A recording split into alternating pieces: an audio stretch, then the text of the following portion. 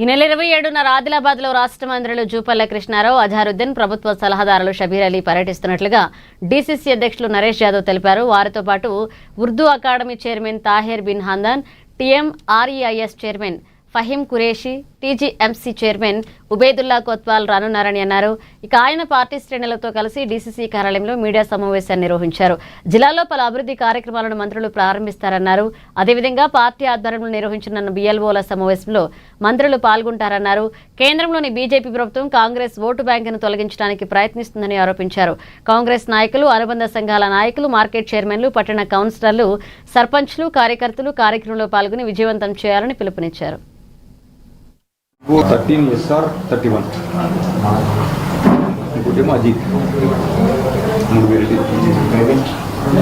Soybean Malik high rich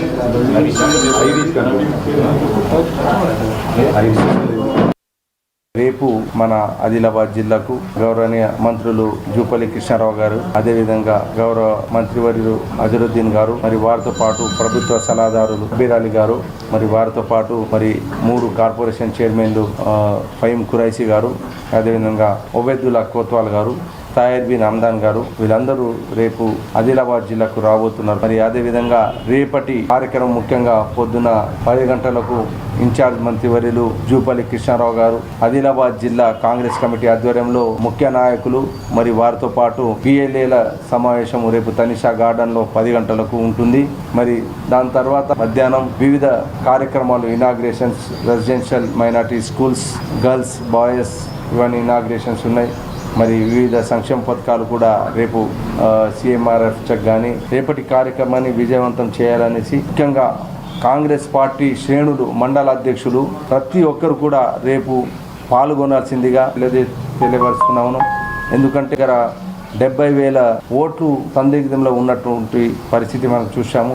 ప్రతి ఇంటింటికి వెళ్లాల్సినటువంటి ఆవశ్యకత కాంగ్రెస్ పార్టీ ముఖ్యంగా BLAలకు, మరి అదేవిధంగా స్థానిక ఉన్నటువంటి మండల అధ్యక్షులకు, మరి ఏదైతే అపాయింట్ అయినటువంటి, అదేవిధంగా ఏదైనా న్యాయపరంగా సమస్యలు ఉంటే మరి ఇక్కడ అడ్వకేట్ని కూడా ఒకరిని నియామకం చేయడం జరిగింది. మరి ప్రతి ఒక్క పౌరుని ఓటు హక్కు కల్పించేటువంటి బాధ్యత మన అందరిది ఉంది. కాబట్టి అలాంటి నష్టం జరగకుండా మరి చూసుకోవాలనేటువంటి బాధ్యత కూడా మన కాంగ్రెస్ పార్టీ ప్రజాస్వామ్య బాధ్యత ఉన్నటువంటి